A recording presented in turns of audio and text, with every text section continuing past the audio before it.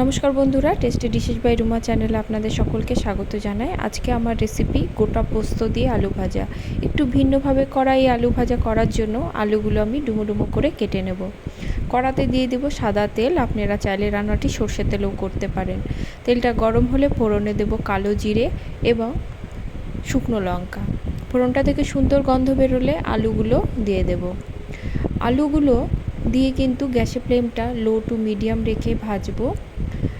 এতে কিন্তু ভাজতে ভাজতেই আলুটা সেদ্ধ হয়ে যাবে। হাই ফ্লেমে ভাজলে আলুটা কালার ধরে যাবে, সেদ্ধ কিন্তু ভালো মতো হবে না।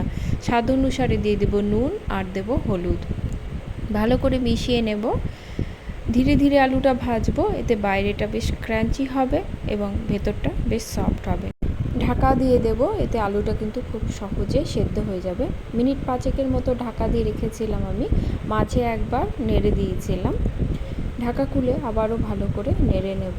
ঝালের জন্য 2 থেকে 3টে কাঁচা লঙ্কা চিড়ে দিয়ে দেব। কী পরিমাণ ঝাল খান সেই হিসাবে কিন্তু কাঁচা লঙ্কাটা যোগ করতে হবে।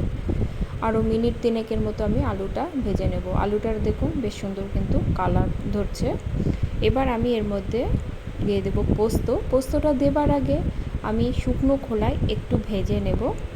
পোস্তর যে একটা গন্ধ থাকে, কাঁচা গন্ধটা চলে যাওয়া পর্যন্ত একটু পোস্তটা শুকনো খোলায় আমি নেড়ে নেব। পোস্তটা আমার ভাজা হয়ে গেছে। এবার আমি আলু ভাজার মধ্যে দিয়ে দেব। পোস্তটা দিয়ে আরও মিনিট 3 মতো আলুটার সঙ্গে আমি ভালো করে ভেজে নেব। এই আলু ভাজা যে কোনো ধরনের ডাল বা পাতলা মুসুরির ডালের সঙ্গে খেতে কিন্তু অনবদ্য লাগে। আলু ভাজাটা করা কিন্তু খুবই সহজ।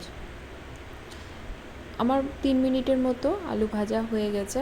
দেখুন কতটা ঝরঝরে হয়েছে, বাইরেটা কিন্তু বেশ ক্রাঞ্চি হয়েছে, ভেতরটা কিন্তু সফট হয়েছে। আলুটা আমার ভাজা হয়ে গেছে।